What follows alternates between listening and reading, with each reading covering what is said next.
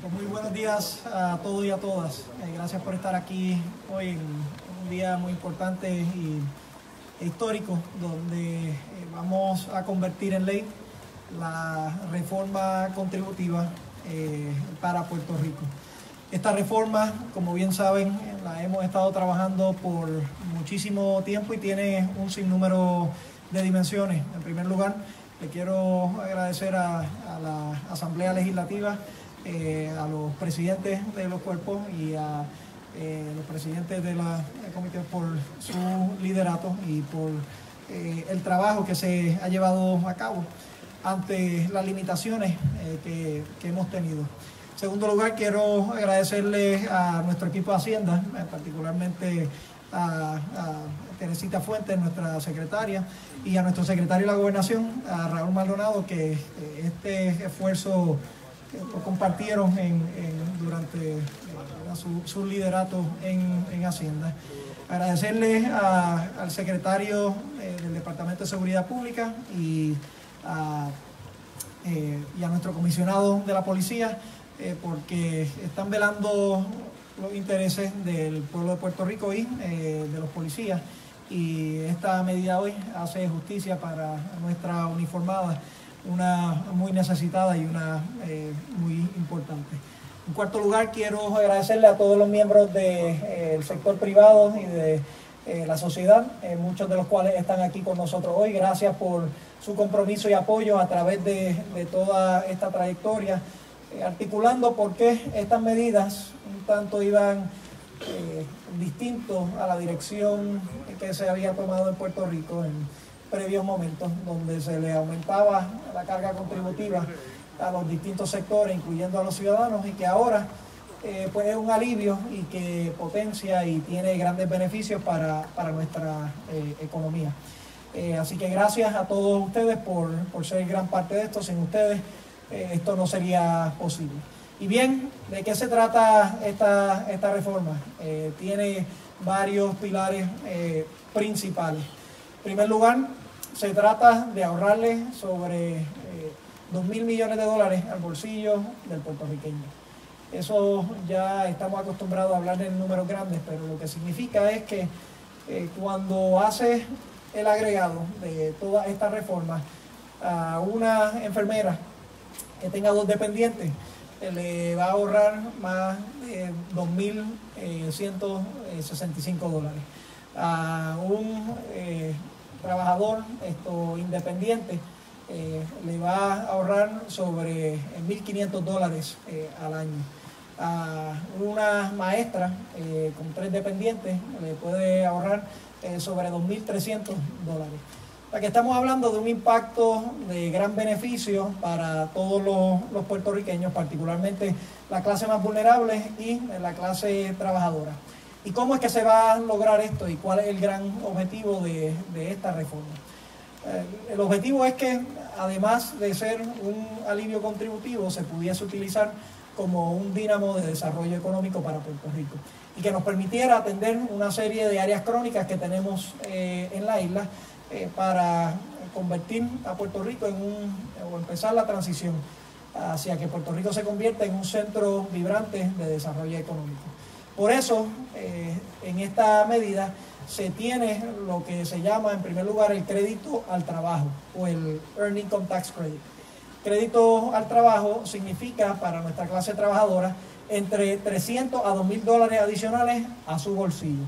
Esto lo van a estar, se van a estar beneficiando de manera muy directa, impactando a nuestra economía, impactando al individuo y haciéndonos y dándonos un instrumento adicional para invitar a aquellos que están en la economía informal o aquellos que no están trabajando a que entren hacia la economía formal y que comiencen a trabajar. En segundo lugar, una reducción al 5% a través de todas las tasas del individuo. Esta también teníamos al principio distintas estructuras, pero ahora arribamos a una que le beneficia a todos los puertorriqueños y ya comienza el 1 de enero del 2019, aunque el beneficio lo van a poder, va a poder ser manifiesto directamente en abril del 2020. De la misma forma, la reducción a las tasas contributivas para las corporaciones, un alivio que aunque nosotros queríamos que fuese un poco más, todavía es un paso en la dirección correcta para hacer el llamado ante el mundo de que Puerto Rico está abierto para hacer negocio y de que queremos ser competitivos. En cuarto lugar, lo que es la eliminación del business to business para el 77% de las corporaciones a través de Puerto Rico que están pagando este impuesto. Se van a beneficiar ya de esto para marzo del 2019. Así que un beneficio significativo para nuestras pymes, para y para los de aquí. Y por último, la reducción de la sobretasa del IVU, esto del 11.5 al 7%, facilitando así una medida de justicia social, una medida que potencia a los pequeños y medianos comerciantes y que le garantiza a esas familias trabajadoras que ya están almorzando afuera o comiendo afuera, que puedan tener mayor accesibilidad a esa comida o mayor dinero para poder disponer de otra forma. Eso es el compendio de estas medidas que se están llevando a cabo, por un lugar. Y por otra parte, lo que sería el trabajo con el fondo que se va a generar, producto de las máquinas, donde se va a haber una fuente de ingresos necesitada para el presupuesto general, pero más importante que ello, va a haber una partida, hasta el 50% de la misma, que se va a aportar al fideicomiso de la policía para que se pueda utilizar al beneficio de nuestros policías y que podamos en conjunto a otras medidas que se han llevado a cabo como el off-duty, el aumento salarial que se impuso a la policía, la reforma que se está trabajando, la academia que se va a estar abriendo y otras iniciativas para hacerle un llamado a todos nuestra uniformada de que estamos aquí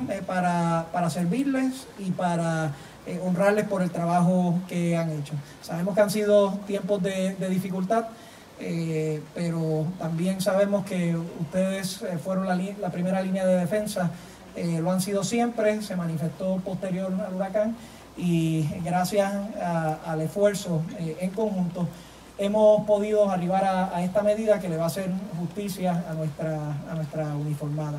Esos son los componentes principales de esta reforma y son de gran impacto para Puerto Rico. De nuevo, vamos a aliviarle el peso contributivo a los puertorriqueños, vamos a inducir la transición de la economía informal hacia la economía formal y vamos a potenciar el desarrollo y el crecimiento económico en Puerto Rico. Va en una dirección totalmente opuesta a lo que se ha ido antes y consono con lo que han sido otras reformas. Están aquí para ayudar a nuestra gente. Están aquí para ayudar a nuestra gente como lo está ayudando el nuevo modelo de salud, para darle más poder y más opción a los puertorriqueños. Están aquí para ayudarle a la gente como la reforma de justicia a los asegurados, donde va dirigido para proteger a aquellos que fueron afectados y a los más vulnerables posterior a los asegurados.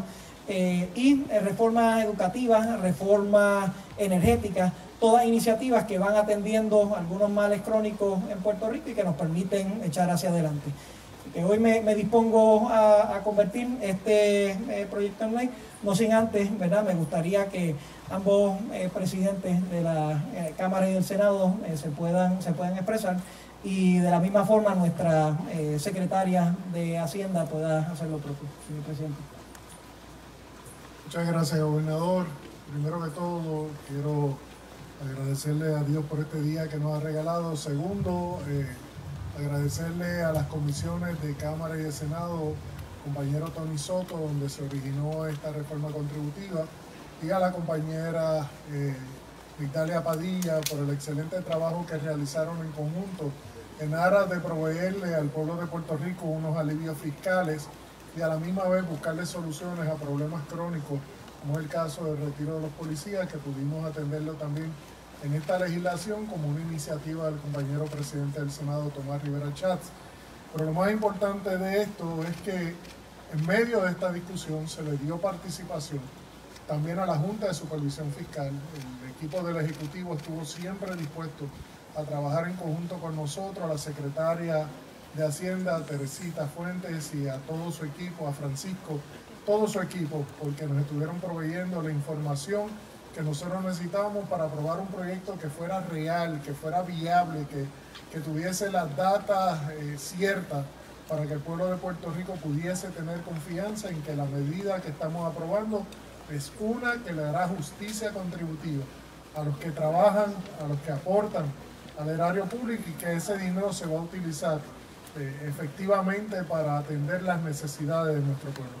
Así que dándole participación a todos los componentes que están ahora mismo atendiendo la situación fiscal del pueblo de Puerto Rico, incluyendo a la Junta de Supervisión Fiscal, no es óbice para que ellos puedan ver con agrado esta medida que hemos trabajado, para que de esa manera podamos hacerle justicia contributiva a las corporaciones, a los individuos, a los asalariados, a las personas que trabajan, para que de esa manera tengan más dinero en su bolsillo, para que pueda ser reinvertido en la economía y la economía siga echando hacia adelante. Adicional a eso, hay un compromiso de esta administración y de nosotros en la Asamblea Legislativa de que según vaya mejorando la economía, nosotros estaremos revisitando esa reforma para que de esa manera podamos aumentar los beneficios en la rebaja de las tasas corporativas y de las tasas contributivas a los individuos, cosa de que haya más dinero en los bolsillos de nuestros contribuyentes, que ese es nuestro norte. Muchas gracias, señor gobernador. Y un saludo a todos los distinguidos invitados, al presidente de la Federación de Alcaldes también que está aquí, que los municipios de igual manera tendrán parte del beneficio de lo que esta reforma establece con la legalización de las máquinas tragamonedas. Pero yo quisiera que el pueblo de Puerto Rico pusiera en perspectiva lo que ha sido la gestión de este gobierno en estos 2 años que habrán de cumplirse al finalizar el mes de diciembre, con lo que ocurría en el gobierno pasado. Al cabo de 2 años del gobierno popular, ya habían aprobado decenas de impuestos, y cada vez que aprobaban un impuesto adicional decían que ese impuesto resolvería la situación fiscal y presupuestaria del gobierno de Puerto Rico. Y cada impuesto que aprobaron fue fallido. Tuvieron los recursos, tuvieron la oportunidad y destruyeron las finanzas, quebraron el gobierno de Puerto Rico, provocaron la creación de una Junta de Control Fiscal y nos entregaron un gobierno sin crédito, sin dinero, sin credibilidad. Y con una Junta de Control Fiscal tratando de imponer por encima del gobierno electo su criterio. En estos 2 años, recibiendo un gobierno en unas finanzas destruidas por el Partido Popular, con el impacto de los huracanes, nuestro gobierno no ha aprobado un solo impuesto adicional, ha mejorado las finanzas del gobierno de Puerto Rico, recortó la deuda por $17 billones con la transacción que se hizo, el desempleo se redujo, se aumentó la tasa de participación laboral, los indicadores económicos de las ventas han mejorado dramáticamente, se le concedió el bono a los empleados del gobierno de Puerto Rico, más empresas privadas han dicho que van a pagar el bono, contrario a lo que ocurría bajo el gobierno del Partido Popular. Por eso lo he dicho y lo repito una y otra vez. Puerto Rico está en buenas manos. Y ciertamente el contraste de nuestra ejecución como gobierno contra el gobierno del Partido Popular es evidente. Nosotros bajamos los impuestos. El gobierno popular en el primer año, en el primer mensaje, el gobernador entonces anunció que iba a reducir el IVA, 0,5%. Lo aumentaron a 11,5%. Nosotros hemos reducido las contribuciones para todos los contribuyentes, para las corporaciones, para las pymes. Se redujo el impuesto a los alimentos procesados de 11,5 a 7. Así que el contraste de nuestro gobierno con el gobierno del Partido Popular es evidente. Y entonces, por otro lado, y le agradezco tanto al señor gobernador como al presidente de la Cámara, a los presidentes de las comisiones de Hacienda, al señor Pesquera, Calera, a la Secretaría de Hacienda y a Raúl Maldonado, por el esfuerzo que hicimos para identificar fondos para asegurar un retiro digno para los miembros de la Policía de Puerto Rico que se lo merecen. De igual manera, recursos para los gobiernos municipales. Así que este gobierno se ha ocupado de enderezar las finanzas, de bajar las contribuciones y de poner a Puerto Rico en la ruta correcta. Señor gobernador, yo lo felicito por eso a usted, a todos los componentes del gobierno. Seguimos trabajando con más compromiso que nunca antes en el 2019 y en el 2020. Muchas gracias.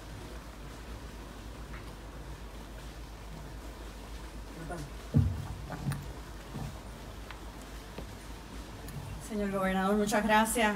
No creo que pueda añadir mucho más a lo que ya han dicho los presidentes de ambos cuerpos. Yo les doy las gracias por haber tenido el voto de confianza depositado en mí para poder culminar un proceso que comenzó mi antecesor, el licenciado Raúl Maldonado.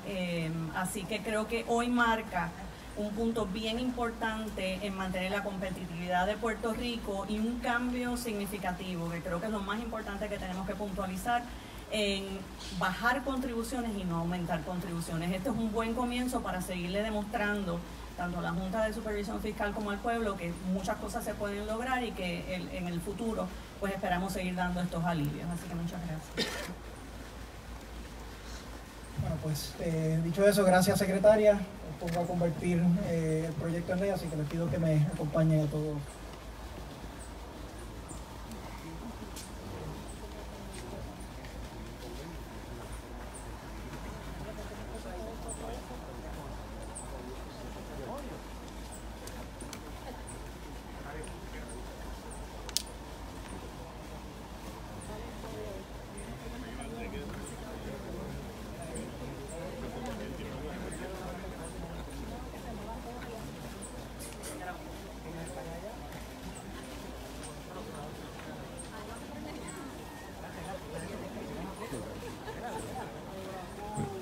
Cuidado atrás los fotógrafos para que los camarógrafos tengan el tiro también.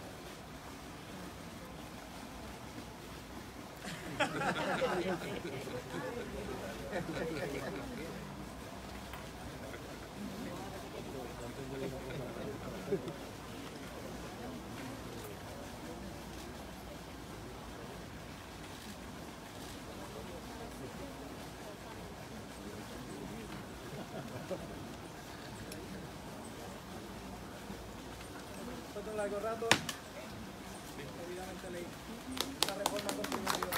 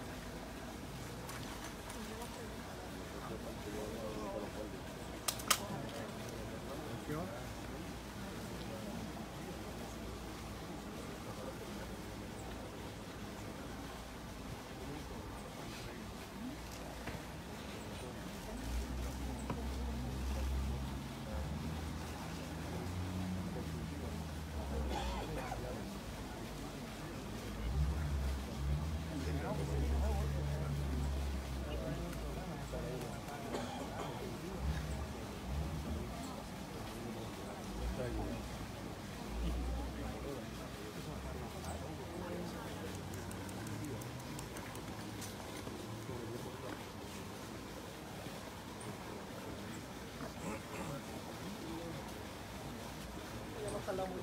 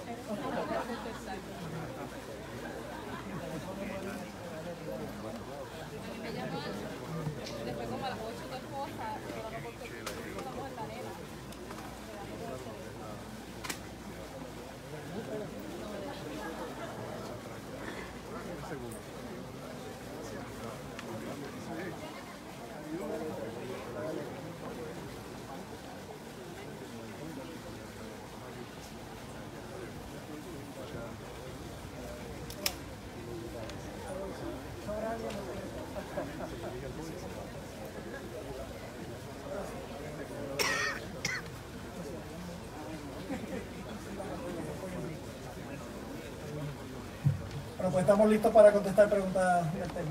Muy bien, comenzamos con preguntas del tema Foro Noticioso. Buenos días a todos los demás. Durante su mensaje usted habló de que ahora hay personas que pueden entrar a la economía formal. Sí.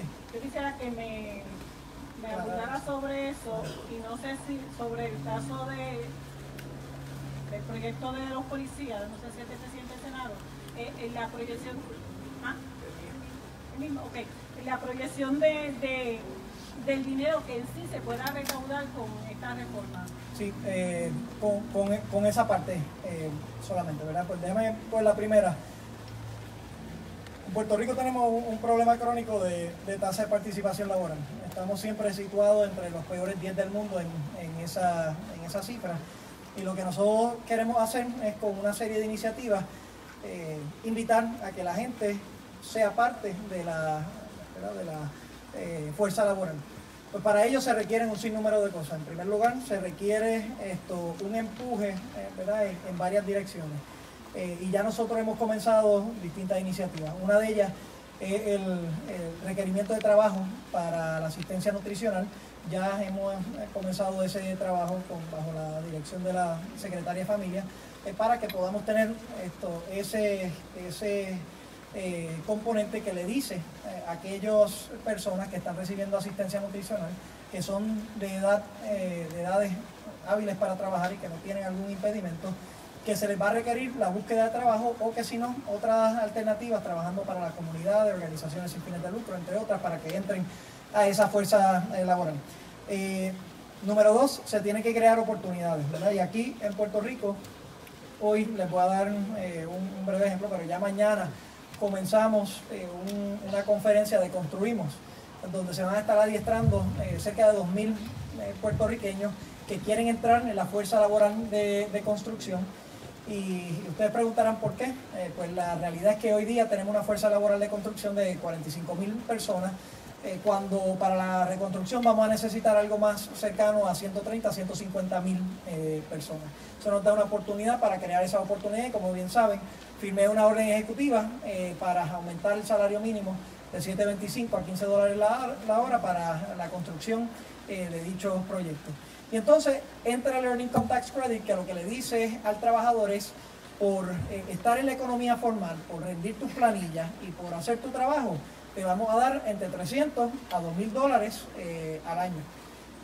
Y eso es un gran incentivo para que la gente se pueda transicionar. Y segundo, y la secretaria ha hecho este punto ¿verdad?, de manera muy clara, todas estas medidas, y esta en particular, es una para permitirle a aquellos puertorriqueños que tal vez estaban mirando irse fuera de Puerto Rico, a que tengamos recaudos y recursos adicionales para que se puedan quedar. Así que todas estas medidas, el panorama en el que nos encontramos, las iniciativas de desarrollo económico que se están implantando, van dirigidas hacia resolver ese problema crónico. Y yo creo que, como pieza crítica para eso, el Earned Income Tax Credit, de hecho, tiene una proyección de 0.3% de crecimiento de la economía a largo plazo. Sobre los estimados de los recaudos, no sé si quiera coger esa sobre el asunto de las máquinas. Sí, la pregunta era en cuanto a los estimados de lo que se iba a generar con... Bueno, tenemos 40 millones que son parte de los recaudos que se van a reponer, que van directamente al Fondo General. Todo el exceso sobre esa cantidad pues iría a los fondos de retiro de policía, para el CRIM y para costear el costo de administrar ese sistema de las tragamonedas. El CRIM es para la remesa de los alcaldes. Correcto. Y plan médico. Correcto. De ACES. Correcto. Cybernews. Saludos. Dos preguntas. ¿Las puedo hacer juntas o las hago separadas? Ok. Serían para el secretario de Gobernación que trabaja con ella, con la secretaria de Hacienda, pues son más parte técnica. Le pregunto, en términos de la parte que ustedes entienden sobre las deducciones que van a hacer con las corporaciones y la manera en que ellos tienen que justificarlas, si pueden explicarme un poco sobre eso, porque ahora deducción que uno vaya a justificar, pues tiene que tener lo que se conoce como la forma 480, para evitar que después hagan deducciones si son del negocio, no hagan de la casa, etcétera, etcétera. Y qué deducciones quedaron fuera, porque también ha habido casos en los que se ha explicado que algunas corporaciones entienden que como quedó, van a pagar más porque ahora serían menos cosas las que podían estar deduciendo. Bueno, una de las formas en que nosotros logramos pagar esta reforma es precisamente fiscalizando mejor. Y una de las cosas que desgraciadamente no se ha fiscalizado debidamente es la cantidad de gastos que contribuyentes reclaman contra la planilla, donde no todas las veces esos gastos son genuinos.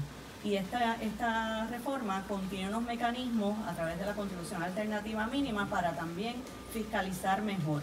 Parte de esa fiscalización es que tiene que haber un tercero que corrobore esos gastos para, como usted mencionó, que esos gastos sean genuinos. Lo otro es informar esos gastos, porque es una forma de capturar esa economía subterránea. En la medida en que usted no reporta un gasto, muchas veces las personas pues vacilan y no lo reportan debidamente en sus planillas. Para que tengas una idea, un 3% es lo que pagan muchas veces las personas que trabajan por cuenta propia o las corporaciones por la cantidad de gastos que se reclaman, vis a vis a lo mejor una persona asalariada que ya automáticamente se les retiene y se les reporta que está fluctuando en un 15%. Así que estas medidas lo que van es atender precisamente la fiscalización y asegurarse que hay un tercero que corrobore que esos gastos en efecto son genuinos y que proceden. Y en términos de la parte de que hay como de las deducciones, porque hay ahora algunos patronos que han hecho los cálculos contables entienden que a diferencia de antes, por las deducciones o por lo que ya no pueden deducir, pues estarían pagando menos. Pero inclusive hay deducciones hasta nuevas y adicionales. Así que una de las cosas que se trata de fomentar es precisamente el reclutar estudiantes.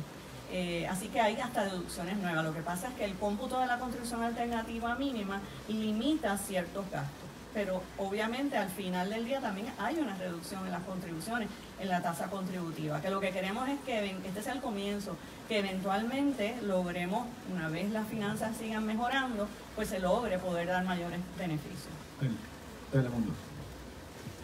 Secretaria, para usted es la pregunta, estoy por aquí, secretaria. Mencionó el hecho de que el exceso de $40 millones de los recaudados por las tragamonedas es lo que iría a policía, municipio, etcétera.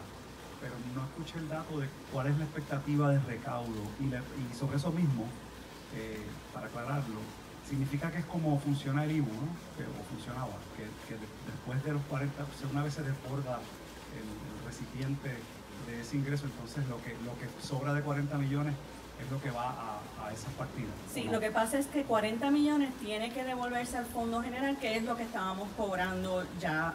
Al ser estas máquinas ahora administradas por la compañía de turismo, lo que hacemos es que reponemos al Fondo General los 40 millones que se estaban cobrando a través de las licencias por Hacienda y todo el excedente entonces cae bajo la nueva fórmula. La expectativa de recaudo total sobre las tragamonedas es cuál? Me parece que eran como 160 millones.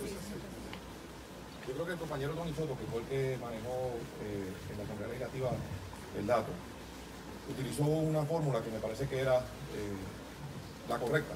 Fue extremadamente conservador en lo que sería el potencial recaudo. Había firmas que establecían un máximo de $95 por día para máquinas, otras en 65 y la más baja era 37.50. Así que, ¿qué hizo el compañero Soto en la Comisión de Hacienda de la Cámara? Pues usó ese número, el más bajo. Se hablaba de 30.000 máquinas, utilizó el número de 20.000.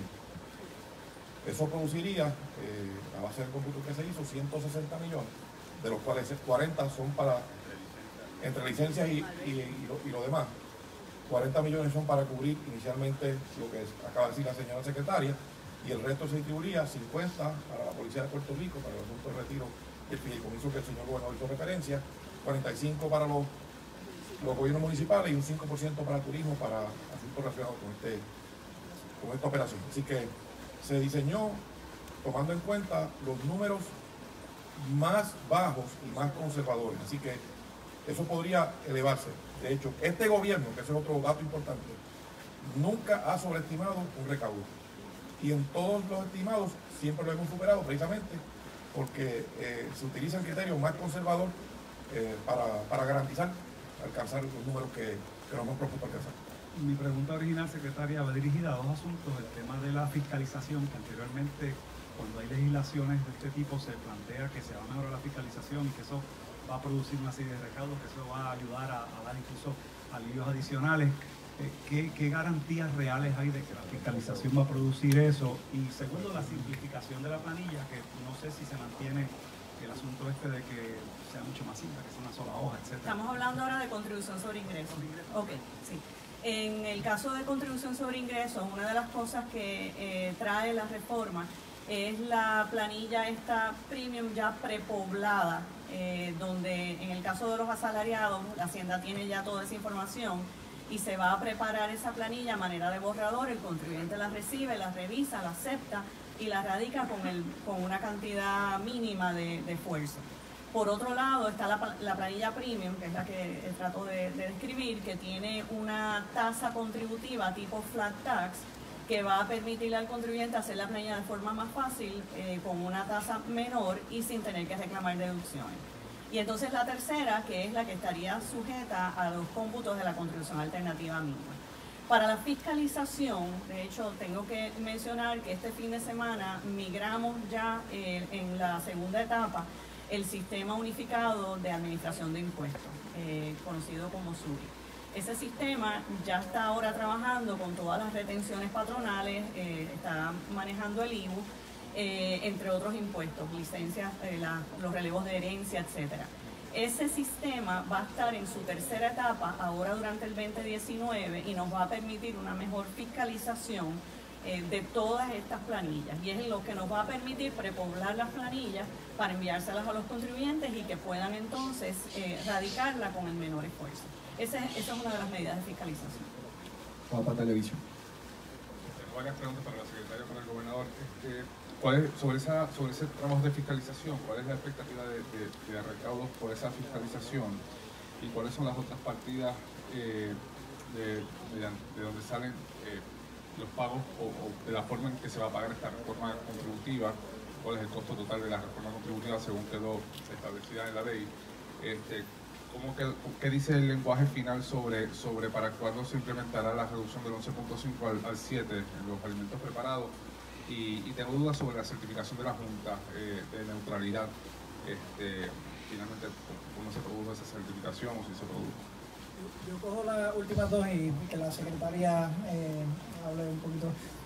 Nosotros tuvimos una conversación extensa sobre este proyecto. Desde abril de este año nosotros hemos estado en un proceso iterativo tanto con la Asamblea Legislativa como con la Junta de Supervisión Fiscal. Sabemos que uno de los objetivos era cumplir con los pay-fors y nosotros logramos había una serie de preguntas, nosotros las fuimos contestando mediante el transcurso del camino, y nuestra expectativa es que no tengamos ningún contratiempo con esto. Hemos cumplido con identificar de dónde es que salen los recursos y de nuevo, para beneficio del pueblo. La reducción de la sobretasa del IVU va a ser el 1 de octubre de este próximo año, del 2019. Y entonces el business to business en marzo del 2019.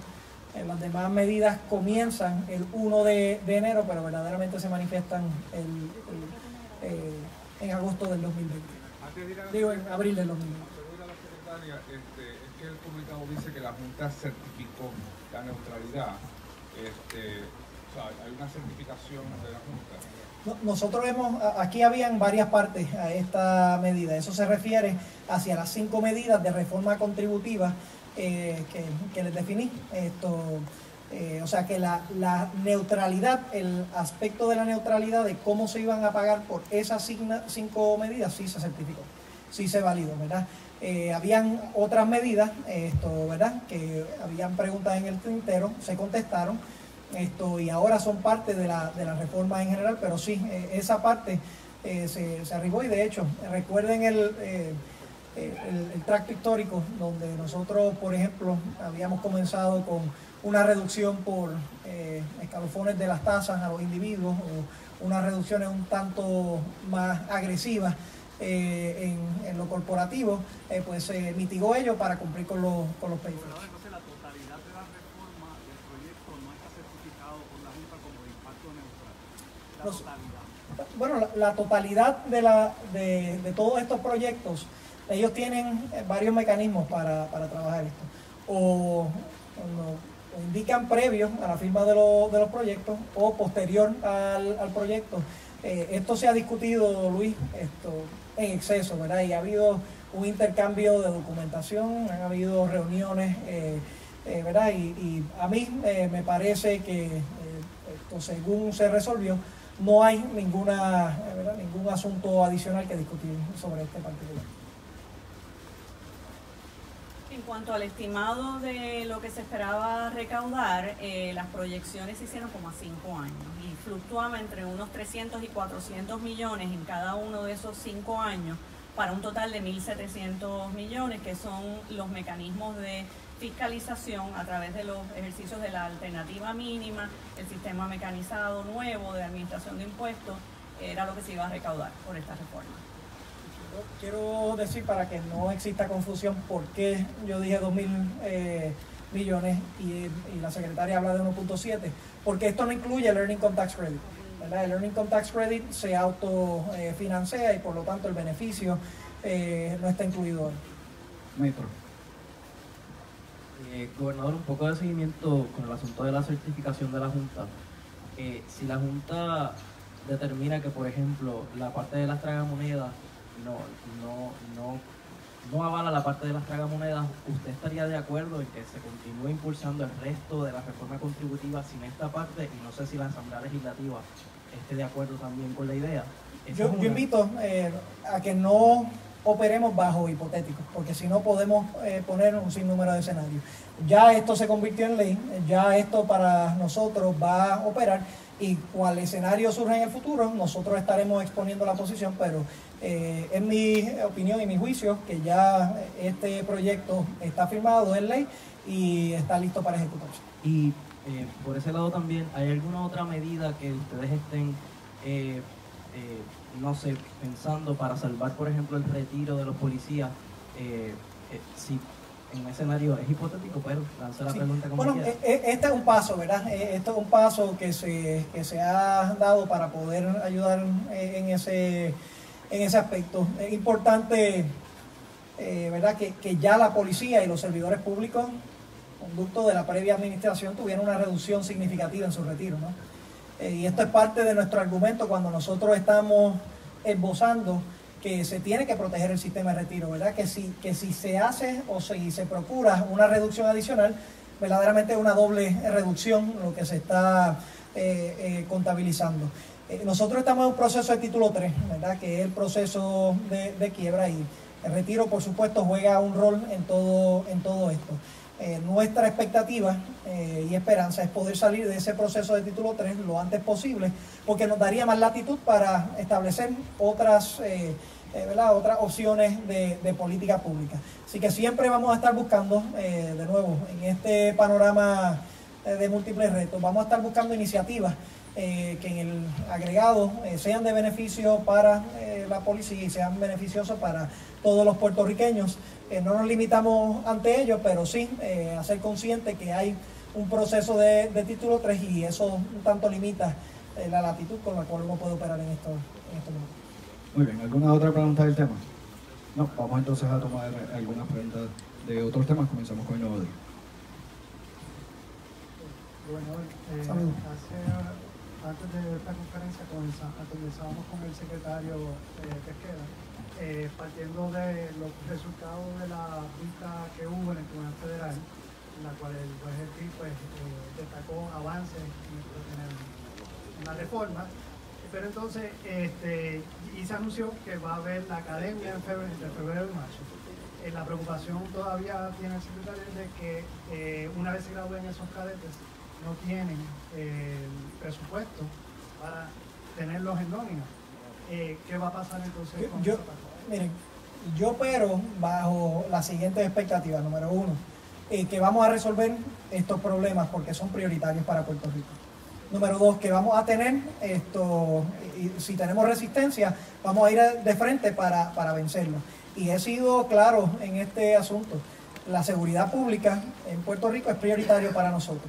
Y por lo tanto tenemos que invertir. Es por eso que de nuevo hemos aumentado el salario de la policía, hemos conseguido el off-duty, se van a estar trabajando un sinnúmero de medidas, hemos podido trabajar para conseguir patrullas nuevas y hacer patrullaje a través de todo Puerto Rico.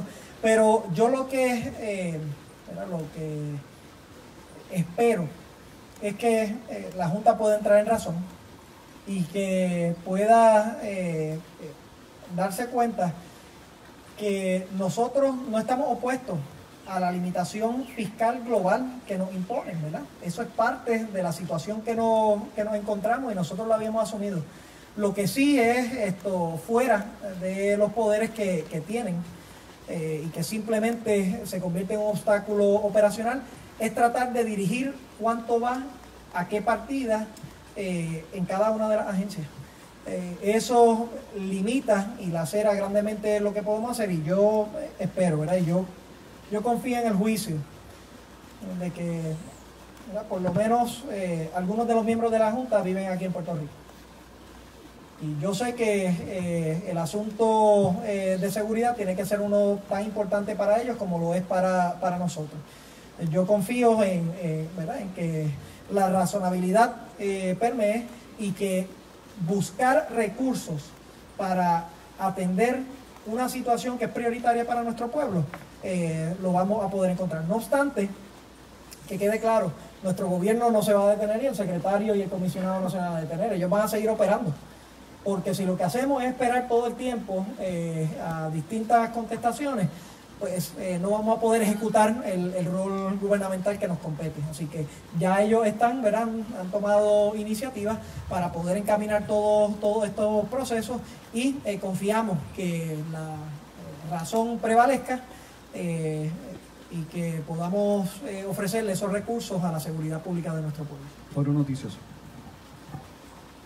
Sí, gobernador, aunque yo sé que usted el fin de semana hizo algunas expresiones, con relación a lo del FEI, ¿ustedes todavía insisten que se debe evaluar el FEI? Que sí. Continúe, o hay un proyecto, creo, de ley presentado creo que en la Cámara, en el Senado por Cirilo, o se debe enmendar. No lo he visto, pero mire, esto,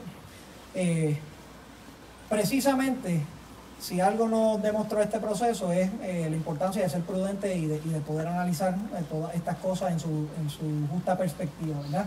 Y yo creo que ahora lo que yo meramente he dicho es que para mí es importante que el pueblo de Puerto Rico pueda tener confianza en todas sus estructuras, que podamos evaluar la función de cada una de esas estructuras y a base de eso, de los resultados que se arrojen, pues tomar acciones, ¿verdad? Colaboraremos ciertamente con con la Asamblea Legislativa para poder encaminar ese proceso, pero para mí es de suma importancia que si hay alguna preocupación de que derechos civiles pueden ser coartados, es una acción que nuestro gobierno tiene que evaluar y tiene que ¿verdad?, indagar esto apropiadamente para ver los resultados. Una vez se haga eso, ¿verdad?, de manera prudente, donde podemos estudiar las alternativas pertinentes, pues entonces podemos tomar cursos de acción.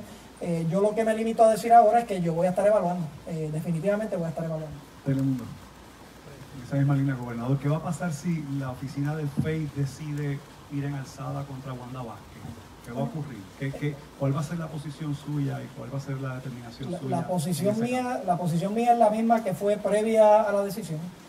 Miren, el pueblo de Puerto Rico ha visto la trayectoria de la secretaria de Justicia. Bueno, no tan solo ahora como secretaria de Justicia, sino previo a ella. Ha tenido una trayectoria de servicio público impecable y ahora tuvo la oportunidad para demostrar que no había causa contra ella en los tres cargos que se le imputaron.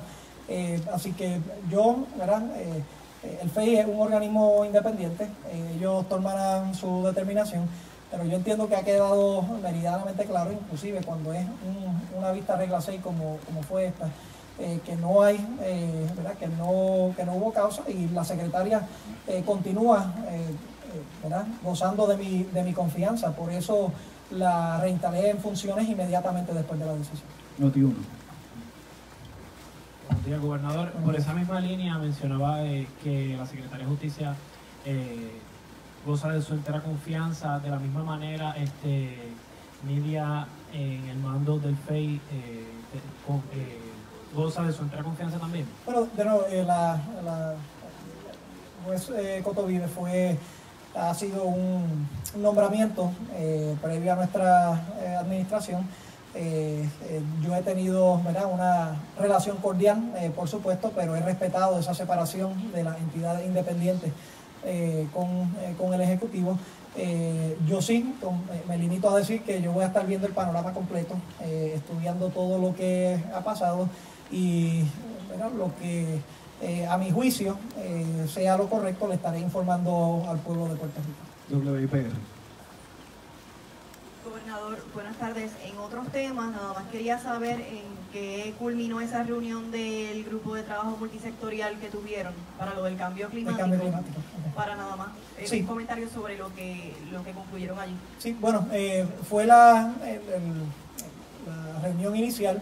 La idea de este comité es para en dos vías. La primera es trabajar sobre el proyecto de Larry Selhammer y Joel Frankie en la Cámara de Representantes, que han trabajado con mucho empuje y dándole mucha importancia, y poder identificar otras áreas que podemos perfeccionar y ponerlo bajo el contexto del compromiso para Puerto Rico que ha hecho nuestra administración con el asunto del calentamiento global.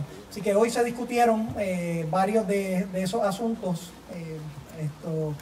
que deben de estar en la medida y cómo los vamos incorporando. La segunda parte es posterior a ese informe inicial que le van a hacer a la Asamblea Legislativa creo que en los próximos 60 días. Ese comité se convertirá en un comité permanente por ley que va a estar evaluando entonces todos los cambios, la nueva información que tenemos para poder ajustarnos hacia esa realidad. Y déjenme decirles el gran aspecto, y lo comparto con los presidentes de la Cámara y del Senado y con el senador Selhammer y el Frankie y otros. Aquí tenemos que hacer dos cosas bien importantes. Número uno, tenemos que tomar acción en contra del cambio climático. ¿Okay? Nosotros tenemos que tomar acción. No podemos esperar que otros lo hagan, tenemos que tomar acción.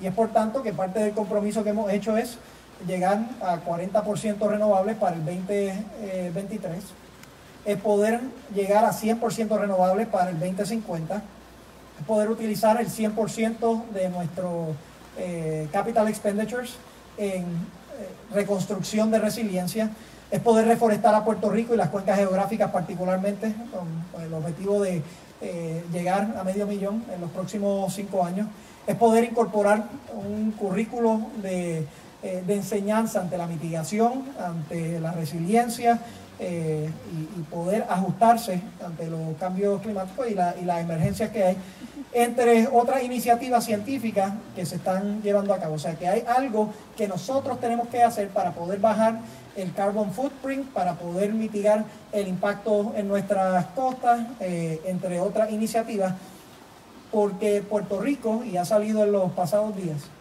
es una de las 3 jurisdicciones en el mundo que más se ha visto afectado por los embates del cambio climático. Por otro lado, y no menos importante, porque la realidad es que cualquier cosa que nosotros hagamos, por virtud del tamaño de Puerto Rico, pues tal vez el impacto en el cambio climático no sea tan dramático. Pero sí es importante que seamos parte de la solución y que enviemos un mensaje fuerte. Y en segundo lugar, que podamos construir a Puerto Rico de manera resiliente de cara hacia el futuro. Y yo creo que esa es la otra oportunidad que tenemos. Ahora van a venir muchísimos dineros para la reconstrucción de Puerto Rico. Y la pregunta es cómo lo utilizamos. Nosotros queremos utilizarlo para convertir a Puerto Rico en el centro de innovación en resiliencia de todo el mundo. Fíjense eso, centro de resiliencia, de innovación de resiliencia en todo el mundo. ¿Por qué? Porque ya somos los más afectados, o entre las 3 jurisdicciones más afectadas, y ahora tenemos capital para poder reconstruir. Eso nos va a permitir, número 1, posicionarnos de cara hacia el futuro, para responder a estos embates de manera más efectiva. Pero número 2, vamos a ser la sede de innovación para el mundo entero, donde la gente va a venir o va a procurar cómo se reconstruyen en sus jurisdicciones cuando los embates de cambio climático lleguen a donde ellos. Mi alerta siempre, cuando yo voy a otras jurisdicciones, es que yo les digo, miren, lo que está pasando en Puerto Rico hoy, les va a pasar a ustedes en 5, 10 o 15 años. El que nosotros estemos perdiendo las costas, y inclusive islas que estaban hace 2 años ya desaparecieron, el que nosotros seamos sujetos a huracanes y a mega huracanes, el que seamos sujetos a sequías como la tuvimos en el 14 y en el 15, nos posiciona como el lugar para poder innovar y desarrollar, y que de eso, de cara al futuro, no tan solo nos haga más resilientes, sino nos convierte en un dinamo económico. Así que todos esos componentes estuvieron bajo la discusión ahí. Yo le quiero agradecer tanto al senador Larry Selhammer, a Joel Frankie, el representante, por su liderato, y a Tania Vázquez por su compromiso, al igual que todos los jefes de agencia que componen, y los miembros, ¿verdad? Como Carl Soderberg, expertos en estos cambios, y particularmente en acueducto, y Adam Monzón, que también han sido una gran adición al equipo de trabajo. Concluimos con primera hora. Sí, buenas a todos. Gobernador, la pregunta que tengo tiene que ver con lo que acaba de hablar. Específicamente, hablo de la energía. Yo quiero que me hable del asunto de la Gilray Offshore Export, que trascendió que se canceló ya, y esto era una pieza importante dentro de todos los planes de cambiar la energía, de la misma Autoridad de Energía Eléctrica. ¿Qué pasa con esto? ¿Qué planes tiene inmediatos para mitigar esto del asunto? Sí, bueno, para mí nunca fue una gran verdad. En previas iteraciones, en previas administraciones, había sido una pieza importante, pero al recibir el embate del huracán y al tener la oportunidad de rehacer nuestra red, se hizo, ¿verdad? No se hizo indispensable. Hay distintos mecanismos y distintas vías para poder traer gas natural a Puerto Rico, pero también el empuje que nosotros le hemos dado hacia las energías renovables cambia la ecuación, ¿verdad? Y las alternativas de entrada también cambian la ecuación. Hay distintas alternativas de entrada, por ejemplo, en el norte, que no existían o que no se estaban considerando antes. Así que, por lo tanto, sí, yo sé que salió en las noticias que ya no era parte de ese componente, pero en lo que sí el pueblo debe de saber es que hay una multitud de iniciativas que se están llevando a cabo para poder transformar ese sistema. Vamos a transformar muchas de la generación que se está haciendo ahora con combustible caro hacia gas.